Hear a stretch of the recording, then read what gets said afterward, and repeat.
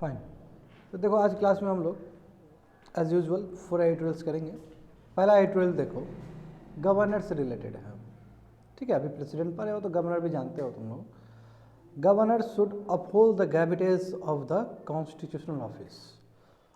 क्या होता है ग्रेविटेज का मतलब? ग्रेविटेज का मतलब है डिग्निटी। गवर्नर को कॉन्स्टिट्यूशनल पोस्ट का डिग्निटी को निभाना चाहिए। बात समझ में आ रहा है ना? एक ही बार खोल लो, कंपाइल खोल लो ना। गवर्नर का काम है कि वो कॉन्स्टिट्यूशनल पोस्ट का जो डिग्निटी है, जो डेकोरम है, उस चीज़ को वो मेंटेन करे। Very very important. क्यों ऐसा? क्योंकि हम देखते हैं कि अभी जो इलेक्टेड गवर्नमेंट है और गवर्नर, इस बीच में बहुत डिस्प्यूट हो रहा है। सही बात है कि नहीं है बताओ? अभी देखो तमिलनाडु में क्या हुआ, अभी का बता रहा हूँ, जनवरी का। तमिलनाडु का जो गवर्नमेंट का जो भी पॉलिसी और प्रोग्राम था, उसको तो केवल इसको पढ़ना है गवर्नर का। गवर्नर काम क्या है कि जो भी वहाँ पे लिखा गया है उस चीज़ को पढ़ना होता है। उसने क्या किया? कोई चीज़ को पढ़ा ही नहीं, कोई चीज़ को इमिट कर दिया, बंद कर दिया ठीक से। वहाँ पे वो चीज़ को पढ़ा ही नहीं थी। इस चीज़ को लेके बहुत ही ज़्यादा घमासान हो गया कि आखिर गवर्नर क्यों नहीं पढ़ा। गवर्नर को पढ़ना चाहिए था और गवर्नर के पास कोई पावर नहीं है कि उसको स्किप करने का। बात समझ में आ रहा है क्या बोल रहे हैं? तो इसलिए एडिटोरियल ये आया है। 22 देखो, चाइनीज पॉपुलेशन घटते चला जा रहा है। यहाँ से हमें सीखना होगा इंडिया को कि इंडिया ज़बरदस्ती बोल रहा है 2 चाइल्ड पॉलिसी, 2 चाइल्ड पॉलिसी। अरे तुम बोलो नहीं बोलो, आदमी 2 ही चाइल्ड करने वाला है, तो कोहेर्सन नहीं होना चाहिए। झूठ मूठ के जानते हो ना पॉलिटिक्स, मुसलमान को टारगेट करने के चक्कर में। ऑलरेडी इंडिया 2.1 फर्टिलिटी रेट से नीचे आ चुका है। अब कोई मतलब नहीं बनता है, नहीं तो फिर हालत हो जाएगा वही चाइनीज़ वाला हालत हो जाएगा। बात समझे? तीसरा देखो चेक्जिट। ब्रेग्जिट तो सुना है तुम लोग, बस चेक्जिट क्या होता है? एक नया टर्म आया है चेक्जिट। चेक्जिट का मतलब है कि जितने भी फार्म्स है, जितने भी बड़े बड़े कंपनी है, वो चाइना से रिमूव हो रहा है, चाइना से हट रहा है। तो ये अपॉर्चुनिटी हमारे लिए भी है कि जो हट रहा है तो हम उसको क्या करें, अपने लैंड में वेलकम करें उसको। तो यहाँ पे 2 टर्मिनोलॉजी तुम लोग को समझ में आएगा। 2 बजवर्ड है। बजवर्ड मतलब क्या है? जो चलता है, बोलते हैं ना कि ये बजवर्ड था 2017 का, 18 का। तो ये reshoring and friend shoring. Reshoring का मतलब है कि मान लो एक एग्जांपल दे रहे हैं कि यूनाइटेड स्टेट्स का बहुत सारा कंपनी चाइना में लोकेटेड है। यूनाइटेड स्टेट्स का बहुत सारा कंपनी चाइना में लोकेटेड है। तो अब क्या करेगा यूनाइटेड स्टेट्स? बोलेगा कि चलो फिर से आ जाओ वापस, मेरे घर में ही आ जाओ। तो मेरे घर में आ जाओ वापस, क्योंकि कंपनी उसी का है, तो इसको बोलते हैं रीशोरिंग करना। फ्रेंड शोरिंग का मतलब क्या होता है कि यूनाइटेड स्टेट्स का जो कंपनी जो चाइना में है वो बोलेगा कि नो चाइना मेरा एनिमी कंट्री है, इंडिया में होगा, तो फ्रेंड को फेवर कर रहा है वहाँ से शिफ्ट करके, उसको क्या बोलते हैं? Friend shoring. समझ में आ गया? ये सब बजवर्ड है। ये क्या है, कैसे एडिटोरियल आया, क्यों आया है, इस चीज़ के बारे में हम लोग समझेंगे। And 24 very very important. 24 तो मैं कहूँगा तुम लोग के लिए एक वरदान है एक तरफ से। इतना खतरनाक इन्फॉर्मेशन है, पूरा खाली इन्फॉर्मेशन ही भरा हुआ है। तो एग्रीकल्चर वाला जो पढ़ते हो ना तुम लोग, एग्रीकल्चर से रिलेटेड जो तुम्हारा इकोलॉजी है, तगड़ा इन्फॉर्मेशन देगा, जाके तुरंत भर देना वहाँ पे, बहुत तगड़ा इन्फॉर्मेशन। कि organic agree export, why did they land up in controversy. अब देखो हमारा जो सामान, ऑर्गेनिक सामान जो बाहर बिक रहा है, स्पेशली यूनाइटेड स्टेट्स में, वहाँ पे कंट्रोवर्सी हो गया। क्योंकि यूनाइटेड स्टेट्स ने क्या बोला कि जो अपेडा जो आपका बॉडी है ना, उस बॉडी को हम मान्यता नहीं देते हैं।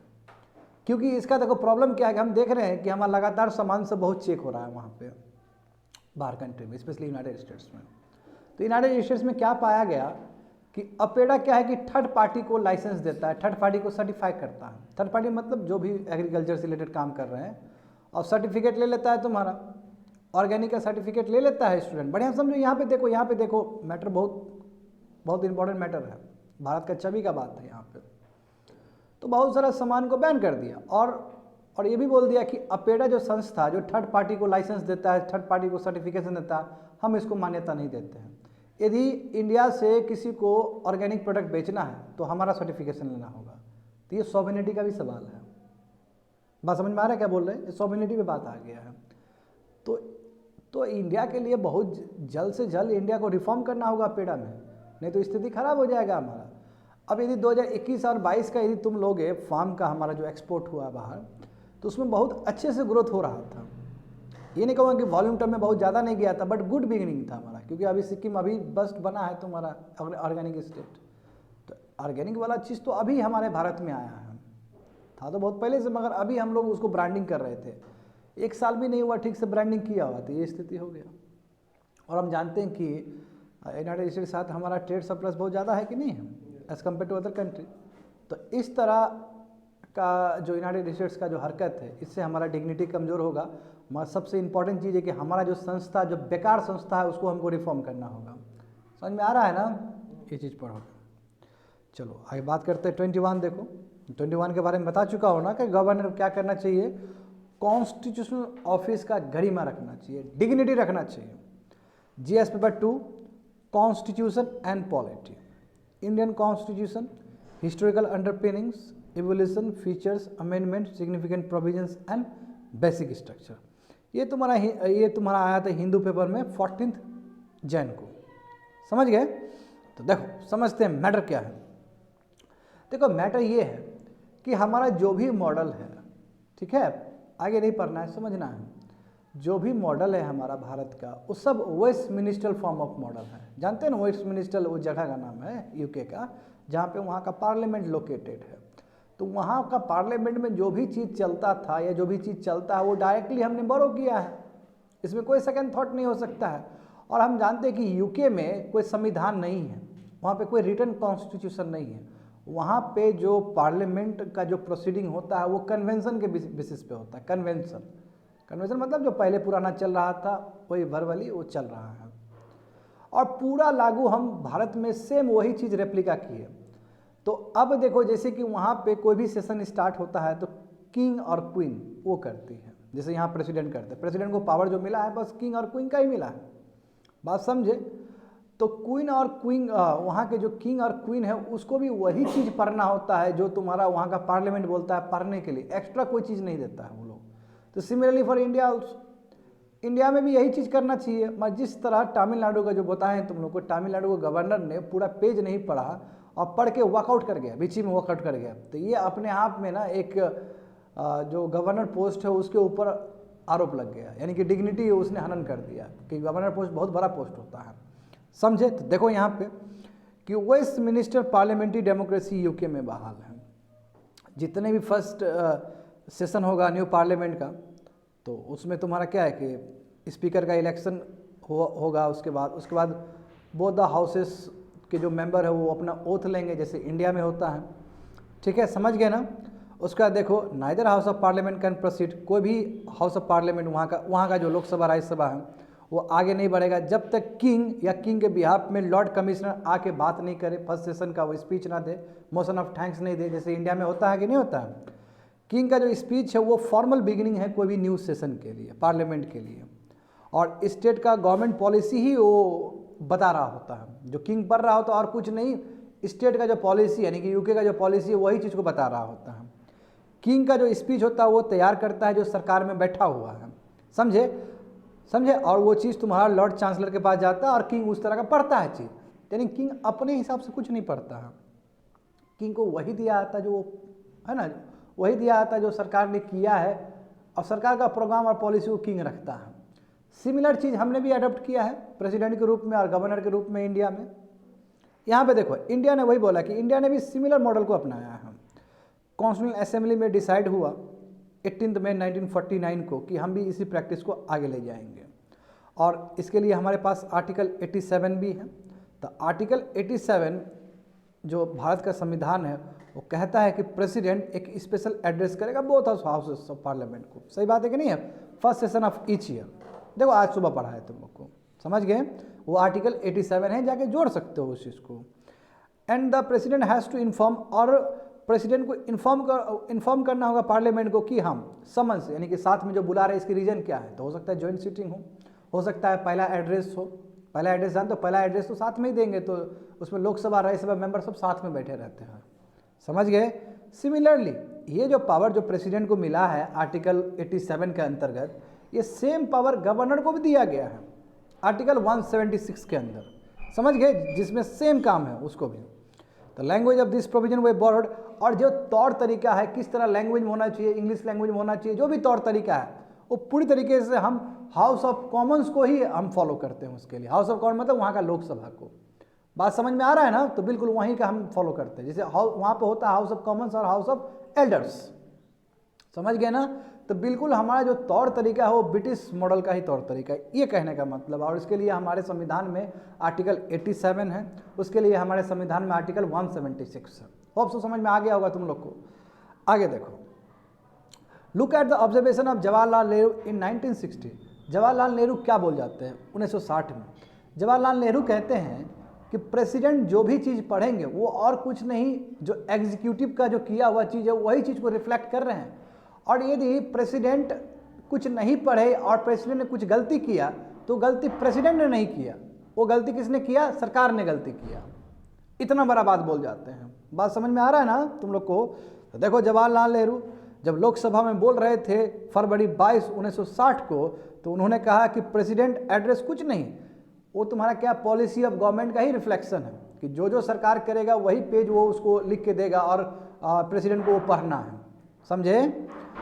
उन्होंने कहा कि if the president address has anything wrong, यदि प्रेसिडेंट का एड्रेस में कोई चीज़ गलत हो या ऑब्जेक्शनेबल हो तो आप प्रेसिडेंट को ब्लेम नहीं कर सकते। यदि आपको ब्लेम करना है तो आपको गवर्नमेंट को ब्लेम करना होगा। इतना बड़ा बात था। बात समझे? तो यानी कि टोटल चीज़ जो होता है वो प्रिपेयर करता है एग्जीक्यूटिव, और एग्जीक्यूटिव का ही वो जो स्पीच सेम चीज़ प्रेसिडेंट बोल रहा होता है। अब देखो गवर्नर का देख रहे हो ना, गवर्नर का जो टसल चल रहा है हमारे इंडिया में, तो इससे डिग्निटी खराब होता है।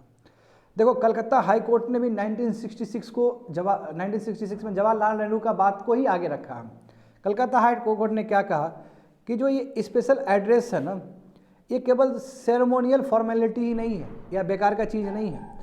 ये इन्फॉर्म करता है कि क्या क्या एग्जीक्यूटिव पॉलिसी रचे जा रहे हैं, क्या क्या लेजिस्लेटिव प्रोग्राम स्टेट गवर्नमेंट के द्वारा लाया जा रहा है।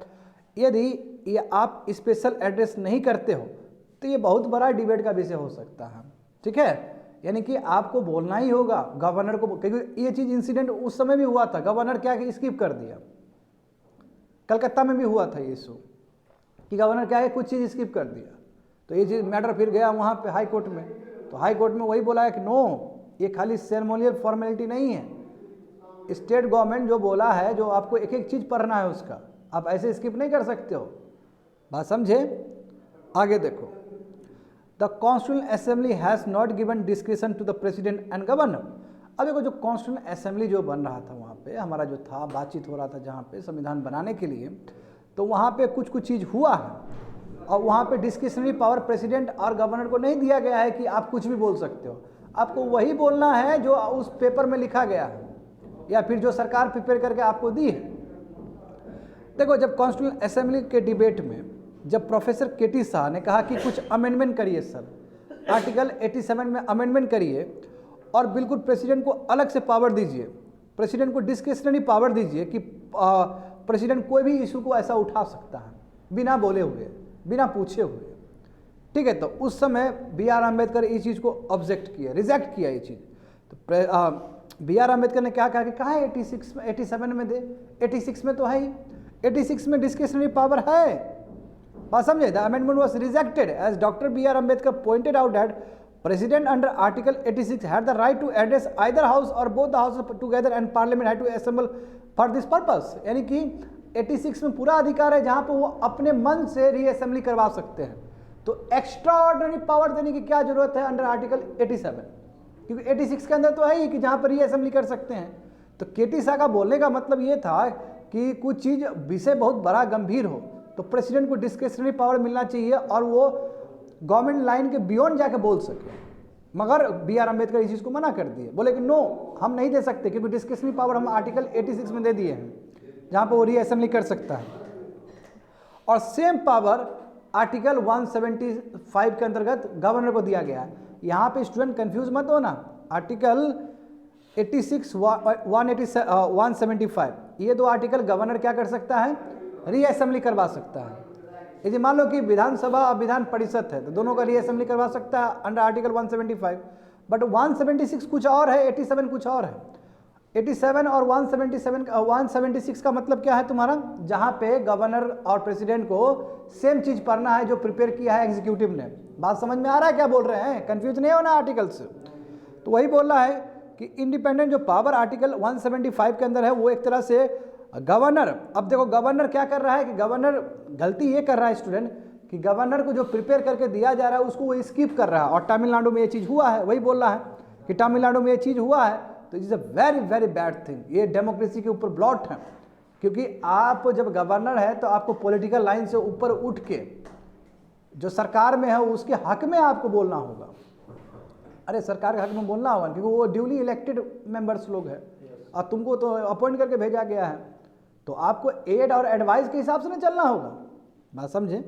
आगे देखो, तो what is the inference from the above discussion, ऊपर से हम क्या सीखे हैं, ये जो भी पढ़े हैं, तो कहने का मतलब क्या है कि यूके हो चाहे इंडिया हो, दोनों को ही जो कॉन्स्टिट्यूशनल कन्वेंशन है, अब देखो संविधान में कहीं लिखा नहीं, बहुत सारा चीज़ संविधान में लिखा नहीं जाता है, बहुत सारा चीज़ कन्वेंशन होता है, तो कन्वेंशन के आधार पे चलना चाहिए। बात समझे? किंग और प्रेसिडेंट या गवर्नर को वही चीज़ पढ़ना चाहिए जो वहाँ पे लिखा गया है। कौन सा बोर्ड? तो देखो दोनों ही यूके और इंडिया, ये टाइम आ चुका है कि किंग और प्रेसिडेंट गवर्नर जैसे पढ़ते थे उसी तरह पढ़ना है, क्योंकि ये कन्वेंशन है, ठीक है ना। और मोनार्क में तो ऐसा कहीं नहीं हुआ है कि जहाँ पे यूके अलग तरीके से पेश किया हो। यूके के जो किंग है, क्वीन है, मोनार्क है, वो सेम वही चीज़ को फॉलो करते हैं जो जिसको बताया गया। तो यहाँ पे देखो जो गवर्नर थे तमिलनाडु का RN रवि, उसने गलती किया। उसने क्या किया कि कुछ कुछ पैराग्राफ पढ़ा ही नहीं, जबकि उसको दिया गया था एग्जीक्यूटिव के द्वारा। स्पेशली जब लेजिस्लेटिव असेंबली जब स्टार्ट हुआ 2023 के लिए, तो उस समय उसने एक बहुत बड़ा ब्लंडर कर दिया और पढ़ के वो BC से निकल गया। तो ये बहुत ही डेरोगेटरी, ऐसा नहीं होना चाहिए। बात समझ में आ रहा है ना? तो constitutional convention are required to be honour, इसलिए जितने भी कॉन्स्टिट्यूशनल कन्वेंशन है उसको ऑनर करना होगा। और सुप्रीम कोर्ट भी कई बार ये चीज़ बोल चुका है कि कॉन्स्टिट्यूशनल कन्वेंशन जो है वो उतना ही इंपॉर्टेंट है जितना संविधान में लिखा गया चीज़ है। बात समझे? इसलिए कॉन्स्टिट्यूशनल मॉरलिटी को निभाना बहुत ज़रूरी है, यानी कि संविधान में जो भी, संविधान के दायरे में जो भी कन्वेंशन बनता है वो सब चीज़ को निभाना बहुत ज़रूरी है। And this convention fill the, यानी कि जो भी रिटर्न कॉन्स्टिट्यूशन में जो गैप है, ठीक है, वो गैप को भरता है। और साथ साथ ये जो कन्वेंशन है बहुत इंपॉर्टेंट है लेजिस्लेचर, एग्जीक्यूटिव और जुडिशरी का कोऑर्डिनेशन के लिए। समझ में आ रहा है ना? तो सुप्रीम कोर्ट भी बोल रहा है कि no, you have to follow the constitutional convention well. आगे देखो, तो इसलिए गवर्नर को चाहिए कि वो ग्रेविटेस को मेंटेन करे, ऑफिस का जो ग्रेविटेस है, डिग्निटी है, उसको मेंटेन करे। इस तरह जो रवि ने जो किया है, तमिलनाडु का जो गवर्नर ने किया, इस तरह नहीं करना चाहिए। तो special address of governor is an, बोला कि जो स्पेशल एड्रेस होता है गवर्नर का वो बहुत ही इंपॉर्टेंट कॉन्स्टिट्यूशनल ड्यूटी है, समझे। और ये ड्यूटी को निभाना होगा, क्योंकि जो प्रिपेयर की है council of minister head by CM, जो एड और एडवाइस किए उस हिसाब से इसको चलना होगा, समझे। जो कॉन्स्टिट्यूशनल रोल है गवर्नर का, बात समझे, जो कॉन्स्टिट्यूशनल रोल है गवर्नर का वो पूरा निभाना होगा, अच्छे से पार्टी लाइन के ऊपर करना होगा, क्योंकि गवर्नर क्या है? प्रिजर्वर है, प्रोटेक्टर है और डिफेंडर है संविधान का। जानते हो ना, कोई नया चीज़ तो नहीं बता रहे तुम लोग को। और जो रेसिडेंट्स ऑफ राजभवन, अब जो राजभवन में रहते हैं, यानी कि जो गवर्नर रहते हैं, उससे हम एक्सपेक्ट करते हैं कि वो पार्टी पॉलिटिक्स से ऊपर का काम करेंगे, और जो ड्यूली इलेक्टेड स्टेट गवर्नमेंट है उसको हैम्पर नहीं करेंगे, क्योंकि जो रियल पावर है ये इन लोगों के पास है। तो आर्टिकल 361 जो संविधान में है, इसमें पूरा बोला गया है कि गवर्नर को पूरा इम्यूनिटी है, गवर्नर के अगेंस्ट इलीगल एक्शंस नहीं हो सकते हैं। मगर इसका मतलब ये नहीं कि गवर्नर कुछ भी करे। गवर्नर का पूरा धर्म है कि वो अपना हाई स्टैंडर्ड ऑफ ग्रेविटेस को फॉलो करे, डेकोरम को फॉलो करे। समझ में आ गया ना स्टूडेंट? मैटर समझ में आ गया तुम लोग को? आगे बढ़ते हैं, चलो 22 नंबर देख लो। Shrinking of Chinese population, what are the lesson to be learn, यानी कि जिस तरह चाइनीज पॉपुलेशन घट रहा है, यहाँ से हम क्या सीख सकते हैं? तो देखो GS paper 1, Indian society, role of women and women organisation, population and associated issues, poverty and developmental issues, urbanisation, their problems and their remedies. ये तुम्हारा 22 जनवरी 2023 को आया था हिंदू पेपर में, समझे ना। इसमें देखो चाइनीज़ पॉपुलेशन बहुत घटा है। यदि अभी बात करेंगे हम लोग, तो अभी 2010 के बाद 2022 में, तो इसमें चाइनीज़ का जो पॉपुलेशन है लगभग 8.5 लाख घटा है स्टूडेंट, बहुत ड्रॉप हुआ है। तो जो चाइना का नेशनल ब्यूरो ऑफ स्टैटिक्स से उसने कहा कि कंट्री का जो पॉपुलेशन है वो 8.5 लाख कम हुआ है 2022 में। समझ में आ गया ना। और देखो ये पहली बार डिक्लाइन है, इससे पहले डिक्लाइन 1961 में हुआ था और ये उसके बाद ये डिक्लाइन हुआ है, क्योंकि चाइना तो पॉपुलेशन बढ़ ही रहा था तेजी से, बट 2022 में तुम्हारा 8.5 लाख घटा है। ठीक है, तो 1961 में घटा था। 1961 में क्यों घटा था? क्योंकि उस समय 4 साल का फेमिन आया था, समझे, माओ जेडोंग के टाइम में आया था। माओ जेडोंग जो तुम्हारा जो चाइना का गुरु है, जो फादर है, उसके टाइम में फेमिन आया था, तो उस समय आया था। बट देखो इंडिया देखो 2023 में क्या होगा, सबसे पॉपुलस बन जाएगा, वी नो डैट। तो यहाँ पे देखो, यहाँ पे खाली इसमें ग्राफ ही दिया गया, उस ग्राफ में तुमको समझना होगा। क्या समझना होगा? देखो कि चाइना ने, स्टूडेंट्स को जूम करके देखते जाओ, चाइना ने 1979 में वन चाइल्ड पॉलिसी लाया, वन चाइल्ड पॉलिसी 1979 में, ठीक है। और उसके बाद बहुत ही कोएर्सिव मेजर से उसने क्या किया कि वन चाइल्ड पॉलिसी को अपनाया है। अब अल्टीमेटली जाके 2016 में 2 चाइल्ड पॉलिसी किया, और अभी देखो 2021 या 22 में, 21 या 22 में होगा, फिर 3 चाइल्ड पॉलिसी कर दिया, क्योंकि उसको पता चल गया कि जो डेमोग्राफिक डिविडेंड जो पॉपुलेशन है वो लगातार घटते चला जा रहा है। अब इसमें तुम लोग देख सकते हो कि इसमें हो क्या रहा है कि चाइना में अब क्या हो रहा है कि बर्थ रेट कम है डेथ रेट से, डेथ रेट ज़्यादा हो गया बर्थ रेट से, तो पॉपुलेशन घट जाएगा तो काम कौन करेगा फिर, समझ गए।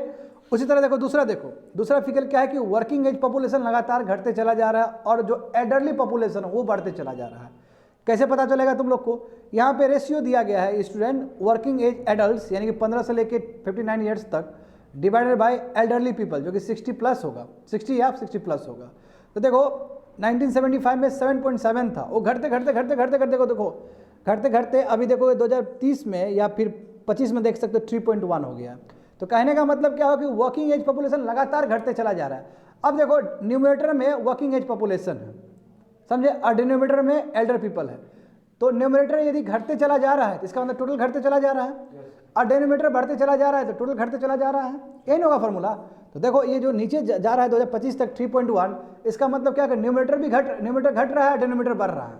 कहने का मतलब ये हुआ, देखो लगातार घटा है कि नहीं घटा है। अब जहाँ तक सवाल है वर्किंग एज, बढ़िया से सुनो, एक एक चीज़ सुनना पड़ेगा तुम लोग को अच्छे से। वर्किंग एज पॉपुलेशन जो है ना, हर कंट्री के लिए अलग है। जैसे एडवांस कंट्री के लिए 64 ईयर्स तक रहता है, क्योंकि वो लोग बस बूढ़ा हो गया इसलिए थोड़ा फ्लेक्सिबिलिटी दे दिया। जैसे जो एडवांसिंग, जैसे जो एमर्जिंग इकोनॉमिक्स है, इंडिया हो गया, चाइना हो गया, पाकिस्तान हो गया, इसके लिए वर्किंग एज पॉपुलेशन कब तक होता है? 59 तक होता है।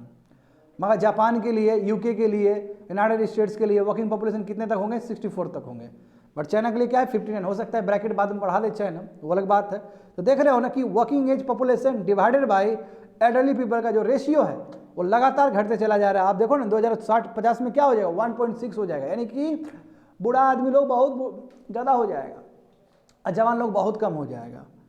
आगे देखो, one child policy with coercive measure. देखो वन चाइल्ड पॉलिसी जो लागू किया चाइना ने 1979 में, वो भी कोहर्सिव मेजर से, ज़बरदस्त थी, ठीक है। इसकी वजह से फर्टिलिटी रेट का बहुत कम हो गया। देखो फर्टिलिटी रेट एक टाइम में वन चाइना पॉलिसी जब किया था, फर्टिलिटी रेट कितना तगड़ा था, यहाँ पे देख रहे हो 3 था, दिख रहा है 3 1979 में दिख रहा है, देखने आता है ठीक से।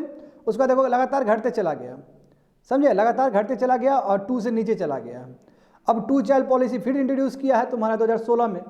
तो उसके बाद कोशिश किया गया कि 2 चाइल्ड पॉलिसी होगा तो 2 बढ़ेगा, तो 2 के साथ कर दिया गया। एक टाइम था 2000 में देखता है और नीचे चला गया था, 1.5 के आसपास आ गया था, देख रहा है। हाँ, तो ये साफ साथ हमें दिखता है कि वन चाइल्ड पॉलिसी जो चाइना लाया है, जिसकी वजह से फर्टिलिटी रेट काफ़ी घटा है, समझे। आगे देखो, demographic dividend almost came to an end in China. देखो डेमोग्राफिक डिविडेंड लगभग खत्म हो गया है। देखो ना, एक टाइम था 80 के दशक में डेमोग्राफिक डिविडेंड कितना ज़्यादा था, देखो 40 के ऊपर आसपास, यानी कि 40% आबादी तुम्हारा क्या है? वर्किंग एज पॉपुलेशन वाला है। अभी घटते घटते घटते देखो क्या हो जाएगा, आने वाले समय में दिखता है कितना कम हो गया, रिड्यूस हो गया, बहुत रिड्यूस हो गया।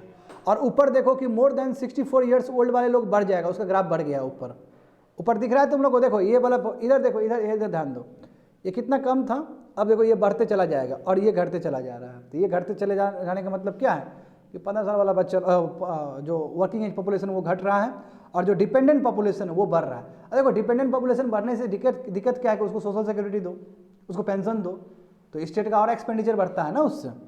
आगे देखो, इंडिया ओवरटेक्स चाइना इन 2023। हाँ, इंडिया ले लेगा, तुम जानते हो इंडिया बढ़ जाएगा, देखो चाइना रिड्यूस हो जाएगा और देखो इंडिया आगे निकल जाएगा, वही दिखाया गया है।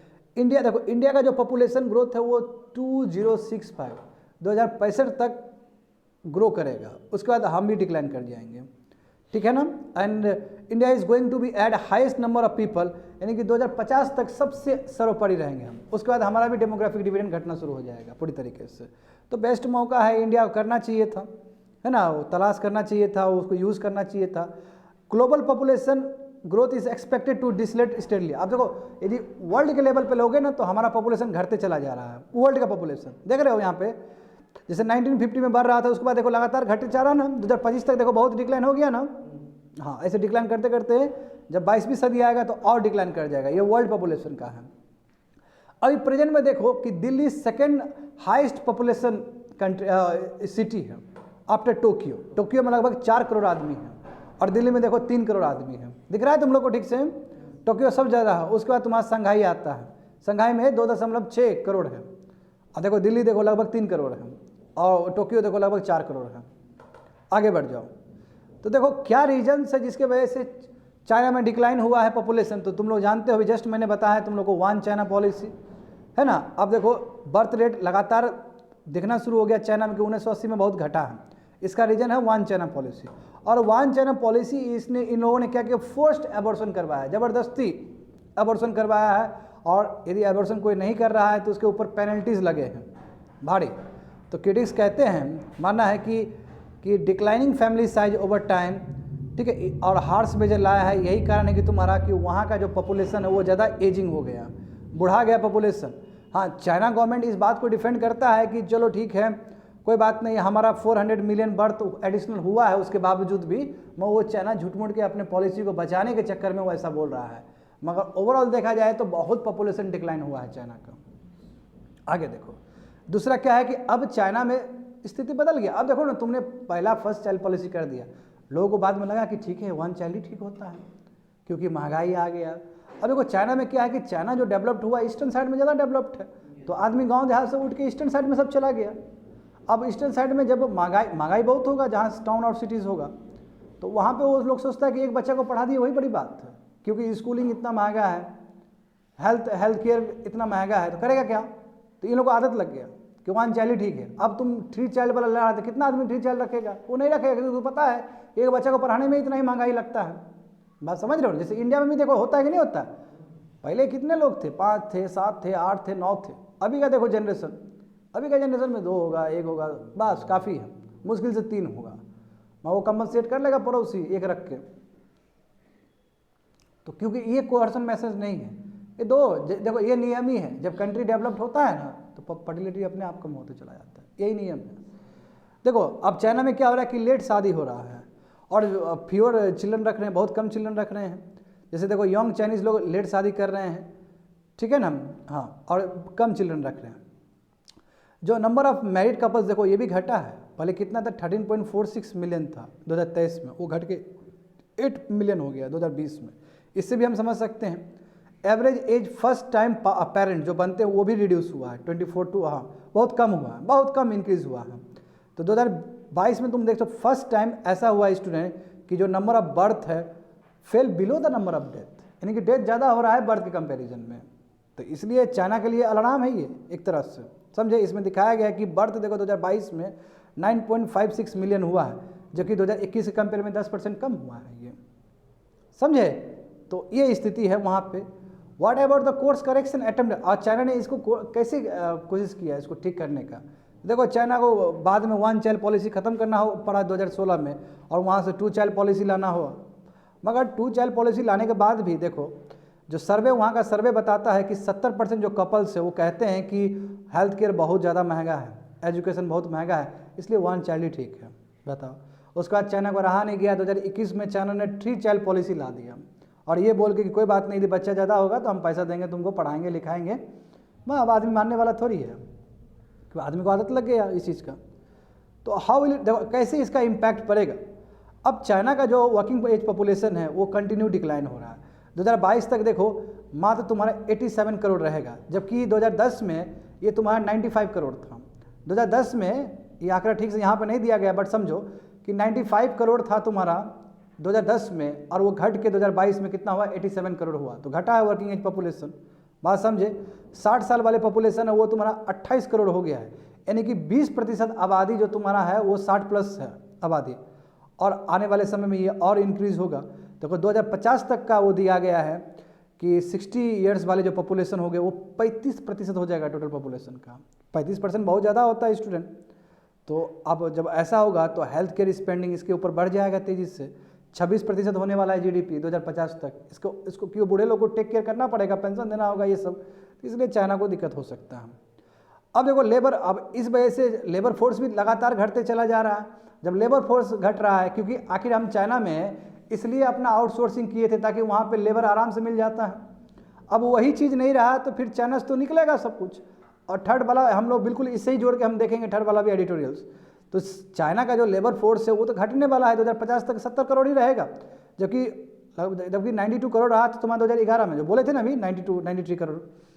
अब वजेस भी महंगा हो रहा है, फैक्ट्रीज देखो, तो इस हिसाब से अब ऑलरेडी तुम्हारा वजह सब महंगा हो रहा है, और ऑलरेडी बहुत सारा तुम्हारा फैक्ट्रीज साउथ ईस्ट एशिया की तरफ जा रहा है, वही वियतनाम सब में जा रहा है, बांग्लादेश सब में जा रहा है।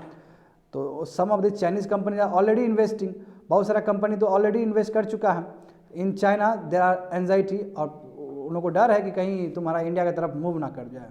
तो इसलिए स्टूडेंट हमें सीखना चाहिए चाइना उससे। तो इंडिया के पास अभी इतना अच्छा डेमोग्राफिक डिविडेंड है, वर्क फोर्स है, जो कि सिमिलर चाइना का जो 1980 में था वो सिमिलर हमारे पास है अभी। तो ये ह्यूज अपॉर्चुनिटी है कि जो भी चाइना से निकल के आ रहा है वो उसको हम अट्रैक्ट करें। और जितने भी टैरिफ वगैरह है, जो अभी झूठ-मूठ का PLI स्कीम को आगे बढ़ाने के लिए जो हम टैरिफ बढ़ा दिए, एक्चुअली ऐसा नहीं करना चाहिए। हमें आत्मनिर्भर भारत को बोल के हमको टैरिफ बढ़ाना नहीं चाहिए, अभी टैरिफ कम करना चाहिए ताकि FDI जल्दी आ सके, और जो भी चाइना में इतना बड़ा फार्म है वो भारत में शिफ्ट हो सके। बात समझे। आगे देखो 23 चेक्सिट बता दिया हूँ। चेक्सिट का मतलब क्या है कि जितने भी बड़े कंपनी हैं चाइना से वो निकल रहे हैं, डेट इज कॉल्ड चेक्सिट। और यहाँ पे रीशोरिंग और फ्रेंड शोरिंग, ये एक नया वर्ड है जो कि लगातार तुमको देखने को मिलेगा। अब इस साल पूरा देखने को मिलेगा ये वर्ड सब। तो रीशोरिंग का मतलब बता दिया हूँ कि मान लो कि जापान का कोई कंपनी है चाइना में, तो जापान क्या बोलेगा कि आ जाओ वापस हमारे ही घर पे, जापान में ही आ जाओ। फ्रेंड शोरिंग का मतलब क्या है कि जापान बोलेगा कि चलो इंडिया हमारा फ्रेंड कंट्री है तो इंडिया में शिफ्ट कर देते हैं, that is called your friend shoring. समझ गए, ये इकोनॉमिक डेवलपमेंट का हिस्सा है। ठीक है, effect of liberalisation on the economy, changes in industrial policy and the effects on industrial growth. तो यहाँ पे देखो बहुत सारे फैक्ट्रीज शिफ्ट हो चुके हैं चाइना से, और ये रियलिटी है स्टूडेंट। अभी देखो ना वहाँ पे चाइना, देखो अभी चाइना कितना 2% से ग्रोथ कर रहा है, 2 पॉइंट समथिंग % से ग्रोथ कर रहा है। ये अभी तक का सबसे कम ग्रोथ है चाइना का, समझे, नंबर 1 पॉइंट।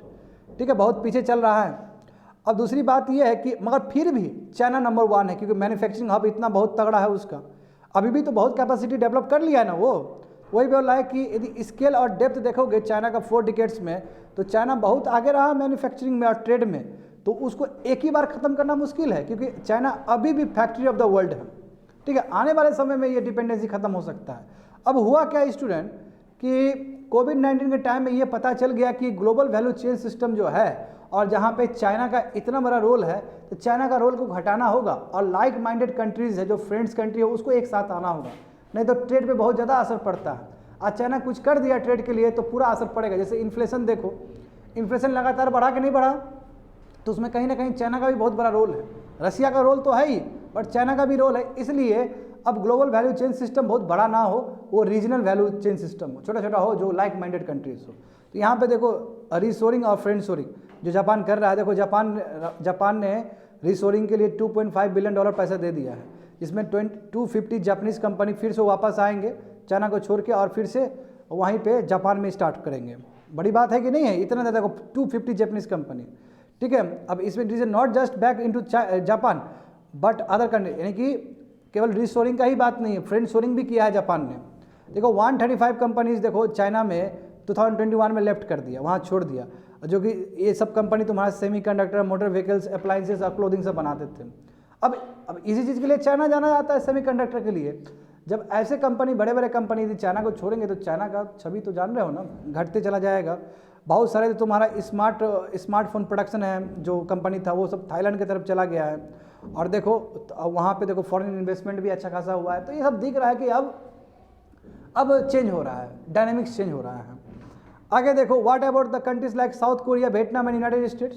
देखो साउथ कोरिया कंपनी ये भी बोला है कि नो, हम फ्रेंड शोरिंग ही केवल नहीं, हम अब खाली हम रीशोरिंग ही नहीं, हम फ्रेंड शोरिंग भी करना चाहेंगे।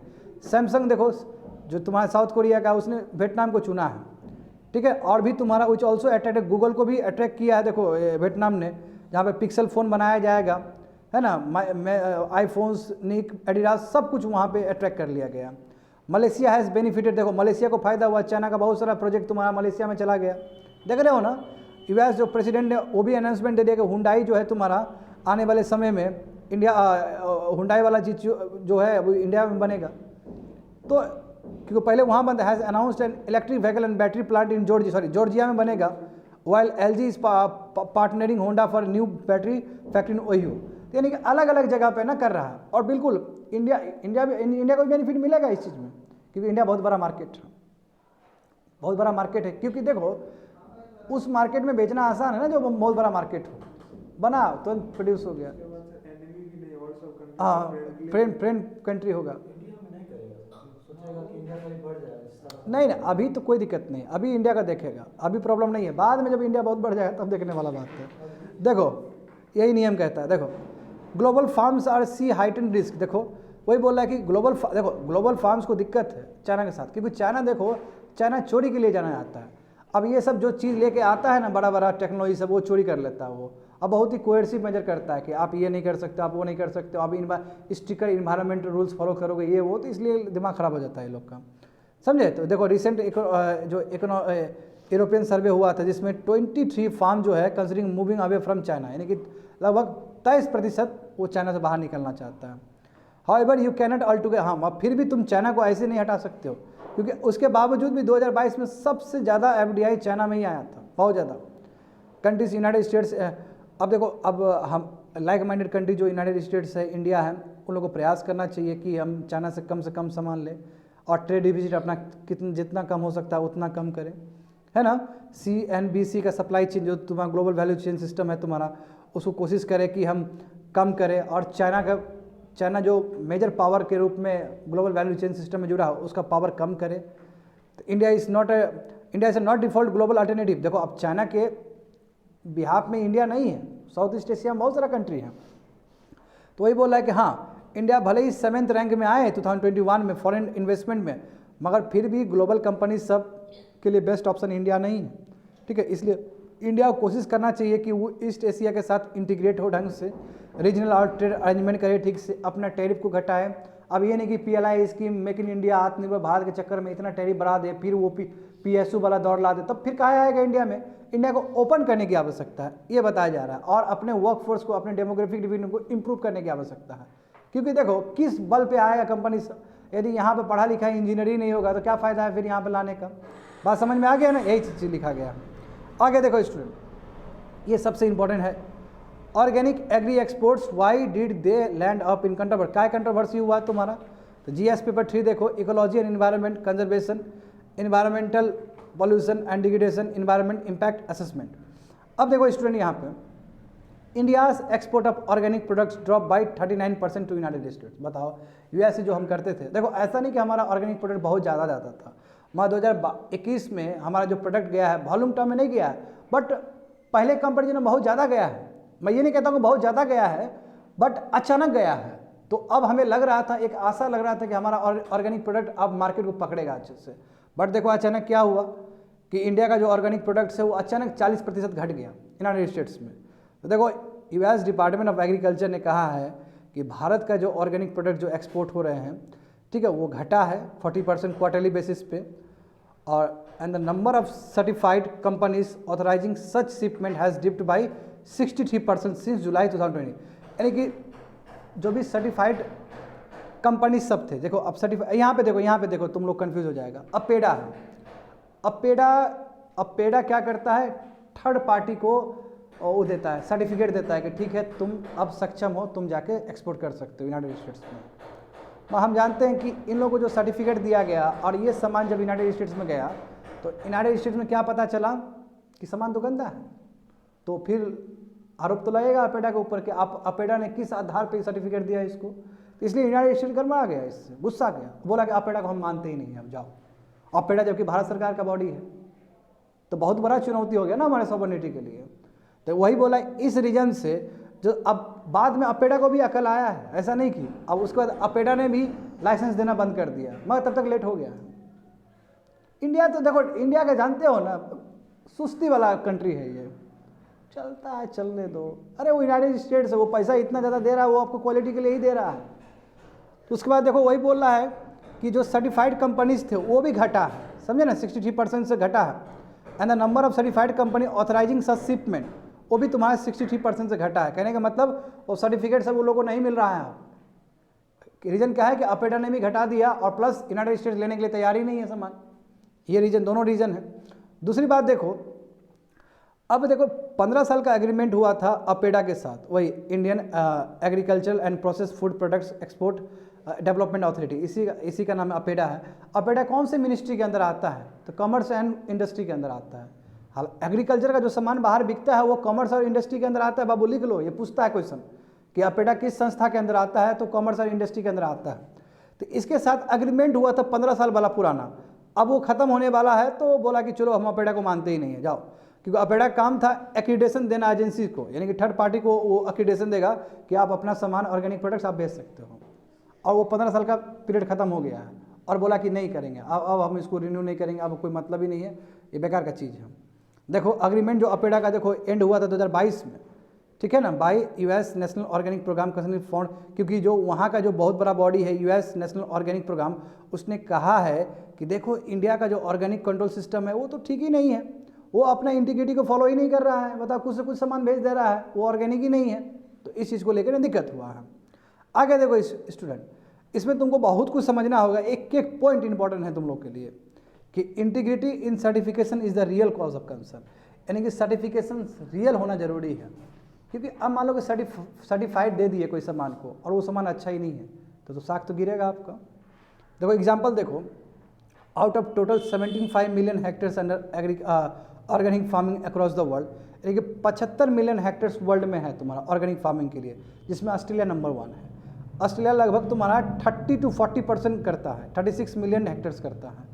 और उसके बाद इंडिया देखो, इंडिया मात्र 3 मिलियन हेक्टेयर्स है, बट इंडिया अभी अच्छा कर रहा था 2021-22 में। मैं बार बार बोल रहा हूँ क्योंकि मैंने 21-22 का ही पढ़ाया था बच्चे लोग को, बहुत अच्छा वॉल्यूम तो नहीं कहूँगा, हमारा बहुत अच्छा स्टार्टिंग था हमारा, बट खत्म हो गया। देखो अब 34 लाख ऑर्गेनिक प्रोड्यूसर है दुनिया में, यानी कि ऑर्गेनिक फार्मिंग जो करता है, तो 34 लाख तुम्हारा किसान लोग जुड़े हैं, और उसमें से इंडिया से 16 लाख आते हैं किसान जिसको सर्टिफाइड ऑर्गेनिक फार्मिंग का दर्जा मिला है, जिसमें सिक्किम सबसे ज़्यादा है, मतलब स्टेट वाइज करो, क्योंकि सिक्किम पहला और हमारा राज्य है जो ऑर्गेनिक स्टेट है, तुम लोग जानते हो इस चीज़ को। और the increase of around 3 million hectares organic, और हमारा देखो ऑर्गेनिक कल्टीवेशन तुम्हारा 2020 में और बढ़ा था, तो इंडिया टोटल कितना हो गया, तो तुम्हारा 3.6 लाख हेक्टेयर्स हो गया अभी प्रेजेंट तक। तो इसलिए हम कह सकते हैं कि हमारा जो ऑर्गेनिक एग्रीकल्चर था वो बहुत तेज़ी से बढ़ रहा था या तेज़ी से चल रहा है। अब उसके लिए देखो national centre for organic and natural farming, very important body, ये गाजियाबाद में है, और किस मिनिस्ट्री के अंदर आता है तुम्हारा, ministry of agriculture and farmer welfare के अंदर आता है। देखो ये और अपेडा अलग अलग चीज़ है, कोई लेना देना नहीं है, एक अलग ऑर्गेनाइजेशन है, पूछता है सिविल सर्विस ये सब चीज़। मैं बोल रहा हूँ एक एक पॉइंट इंपॉर्टेंट है। National centre for organic and natural farming, ये तुम्हारा किस लिए बनाया गया था कि कैसे ऑर्गेनिक फार्मिंग और नेचुरल फार्मिंग का एग्रीगेज बढ़ाया जाए, यानी कि क्रॉप अंडर कल्टीवेशन बढ़ाया जाए, इसलिए वो संस्था बनाया गया था कि कैसे तुम्हारा हेक्टेयर बढ़ाया जाए ताकि ऑर्गेनिक प्रोडक्शन और ज़्यादा हो। इसके लिए संस्था, उसके लिए तुम्हारा बनाया गया था, सेंटर बनाया गया था। कहाँ पे इसका सेंटर? गाजियाबाद में। कौन से डिपार्टमेंट के अंदर है? Agriculture and family welfare. और कौन सा मिनिस्ट्री के अंदर है? तो एग्रीकल्चर एंड फार्मर वेलफेयर। ठीक है, अलग अलग डिपार्टमेंट होता है, अलग अलग तुम्हारा मिनिस्ट्री भी होता है, जो कि मैं बहुत पहले रिसर्च करवा चुका हूँ तुम लोग को इस तरह का। अब 4th नंबर देखो, एक पार्टिसिपेटरी गवर्नमेंट स्कीम है, ये प्रोसेस है जिसके द्वारा आप ऑर्गेनिक प्रोडक्ट्स को वो देते, दर्जा देते हो। अब देखो ये बात, जैविक भारत सुने हो ना, जैविक भारत का मतलब क्या है? हाँ, ऑर्गेनिक है। देखो PGS, ये जो PGS जब लगता है ठप्पा, तो ये ठप्पा लगता है तो यानी कि वो सामान हमारे इंडिया में बिक सकता है, बाहर के लिए नहीं है। बाहर के लिए जरूरी है कि अपेडा का सर्टिफिकेशन होना, मगर इंडिया के लिए यदि इंडिया में कोई ऑर्गेनिक प्रोडक्ट आपको बेचना है तो उसके लिए PGC सर्टिफिकेट होना चाहिए। तो देखो वो लिखा गया है, participatory guarantee scheme is a process of certifying organic products. कोई भी ऑर्गेनिक प्रोडक्ट्स को सर्टिफाइड करना है तो PGC मोहर वहाँ पे होना, मोहर होना चाहिए, इसका मतलब क्या है कि जो प्रोडक्शन हो रहा है बिल्कुल स्टैंडर्ड क्वालिटी में प्रोडक्शन किए जा रहे हैं। पीजीसी देखो क्या है तुम्हारा, foundation of trust, social network and knowledge exchange है। It is a process for those in similar situation, assess, inspect and verify the production process of each other. और ये क्या करता है, देखता है कि क्वालिटी स्टैंडर्ड मेंटेन है कि नहीं है। और भारत में कोई भी सामान जैविक से एग्रीकल्चर से रिलेटेड बिकेगा तो उसमें पीजीसी का मोहर होना चाहिए। समझ में आ गया नहीं, भारत का सामान, क्योंकि देखो यहाँ पे अलग एफएसएसआई के पास भी पावर है, ठीक है, अपेडा के पास भी पावर है, 3 ऑर्गेनाइजेशन के पास पावर है ऑर्गेनिक फार्मिंग और ऑर्गेनिक प्रोडक्ट्स को बेचने का। तो बाहर के लिए कुछ और है, लोगो कुछ और होता है, इंडिया का लोगो कुछ और होता है, समझे। आगे देखो, द सर्टिफिकेशन अंडर पीजीएस, देखो जो सर्टिफिकेशन जो पीजीएस का होगा वो तुम्हारा डॉक्यूमेंटेड लोगो होगा या स्टेटमेंट होगा। और यदि डॉक्यूमेंटेड या इस लोगो मिल गया तो इंडिया में वो चीज़ बेचा जाता है, समझे। जैसे mission organic value chain development for north eastern region, ये एक तुम्हारा आया था, ये प्रोग्राम है, या परंपरागत कृषि विकास योजना, ये 2 जो प्रोग्राम है इसके अंतर्गत हमें केमिकल फ्री फार्मिंग को क्या करना है, इंकरेज करना है। देखो एक एक पॉइंट इंपॉर्टेंट मैं बोल रहा हूँ बार बार, ठीक है, ये अलग से रिसर्च एंड डेवलपमेंट करना पड़ता है ये सभी चीज़। तो 2 हमारे पास जो बना है प्रोग्राम, इसके अंतर्गत क्या करना है, हमें ऑर्गेनिक एग्रीकल्चर को बढ़ावा देना है, यानी केमिकल फ्री फार्मिंग को बढ़ावा देना है। अब उतना ही नहीं, देखो standard for organic production are notified in the national programme for organic production, NPOP लाया गया था तुम्हारा। और ये पूरी तरीके से इन कॉन्सोनेंस है तुम्हारा फॉरेन ट्रेड एक्ट 1992, यानी कि ये लाया क्यों गया था, क्या स्टैंडर्ड होना चाहिए ऑर्गेनिक प्रोडक्शन जो होगा तो उसका क्या स्टैंडर्ड होना चाहिए, समझे। ये तुम्हारा ट्रेड एक्ट 1992 के अंतर्गत ये बनाया गया था, समझ में आ गया। NOP के पास सिस्टम है और उस सिस्टम में जो सर्टिफिकेशन जो होगा, सर्टिफिकेशन जो बॉडीज होगा वो तुम्हारा NAB देगा, यानी कि NAB कोई भी एजेंसी को सर्टिफाइड करेगा कि ठीक है आपका सही है। और NOB किसके अंदर रहेगा, डिपार्टमेंट ऑफ कॉमर्स के अंदर रहेगा। तो मैं फिर से बोलता हूँ, इसलिए दिमाग बढ़िया सुनो, NPOP का मतलब क्या है तुम्हारा, national programme for organic production. ये सिस्टम है जिसके अंदर सर्टिफिकेशन जो बॉडी होता है उसको सर्टिफाइड कौन करेगा, तो नेशनल एग्रीगेटेड बॉडी NAB देगा। सर्टिफिकेट मतलब सर्टिफिकेट, ठीक है तुम्हारा सही है, जाओ आगे बढ़ो। और ये किसके अंदर है, तुम्हारा डिपार्टमेंट ऑफ कॉमर्स के अंदर है, समझे। सेक्रेटेरिएट ऑफ नेशनल, यानी कि NAB का जो ऑफिस होगा वो तुम्हारा अपेडा के साथ हाउस्ड होगा। तो अपेडा कैसे पहुंचा है, NAB का जो हेडक्वार्टर होगा वो अपेडा के साथ तुम्हारा अटैच है। इसलिए अपेडा क्या होता है, अपेडा थर्ड पार्टी को देता है कि थर्ड पार्टी को वो सर्टिफिकेट देता है इस रीजन से। तो इसलिए स्टूडेंट NPOP यानी कि national programme for organic production is the main step for quality assurance, यानी कि NPO का ही काम है कि ऑर्गेनिक एग्रीकल्चर प्रोडक्ट्स कितना हमारा बेस्ट है कितना नहीं है, और वो उसके लिए तुम्हारा NAB का हेल्प लेता है, क्योंकि NAB तुम्हारा क्या है, सर्टिफाइड बॉडीज है। समझ में आ गया ना। आगे देखो फूड सेफ्टी, देखो FS food safety and standard organic regulation 2017 are based on the standards of NPOP and PGS बताए थे ना, जो भारत में जो बिकेगा उसके लिए। और जितने इसके लिए एक रूल्स रेगुलेशंस लाए थे 2017 में, तो उसके NPOP के बेसिस पे, PGS के बेसिस पे ये चीज़ को आगे बढ़ाया जाता है, फूड सेफ्टी और स्टैंडर्ड्स को। यानी कि फूड सेफ्टी और स्टैंडर्ड जो रेगुलेशंस था वो बिल्कुल NPOP और PGS के बेसिस पे था, समझे। यदि मल्टी इंग्रेडिएंट प्रोडक्ट्स हो, यानी कि बहुत ज़्यादा यूज़ हो, तो 95% जो इंग्रेडिएंट्स होगा वो सर्टिफाइड करेगा तुम्हारा, और वहाँ पे सर्टिफाइड ऑर्गेनिक का लोगो लगेगा। और देखो यहाँ पे तुम्हारा FSSAI का भी रोल है, क्योंकि FSSAI जो लोगो होता है वो जैविक भारत का लोगो देता है। ये जैविक भारत का लोगो का मतलब क्या है तुम्हारा कि यस आपका क्या है, वो प्रोडक्ट क्या है, ऑर्गेनिक है और वो बिक सकता है। जैसे FSSAI लोगो लाइसेंस नंबर मिलता है, in addition to label will carry, देखो उसके साथ FSSAI का जैविक भारत तो रहेगा ही, साथ साथ तुम्हारा ऑर्गेनिक लोगो भी रहेगा जो NOP का सर्टिफाइड होगा, जो कि NAB करेगा, और उसका PGS का भी रहेगा जो कि भारत में बिकेगा। तो देखो कहने का मतलब स्टूडेंट ये हुआ कि हमारे पास 3 चीज़ है, एक क्या है PGS है जो भारत में बिकेगा, एक हमारे पास FSSAI है तुम्हारा जैविक भारत, वो भी भारत में बिकेगा, बट जो सामान बाहर जाना होगा उसको अपेडा रेगुलेट करेगा, और अपेडा थर्ड पार्टी को देखेगा, थर्ड पार्टी से वो सर्टिफाइड करेगा और जाएगा। तो यहाँ पे एक्चुअली जो हमारा गवर्नेंस इसी में गड़बड़ी है, समझे, ये बताना चाहें, दैट्स इट।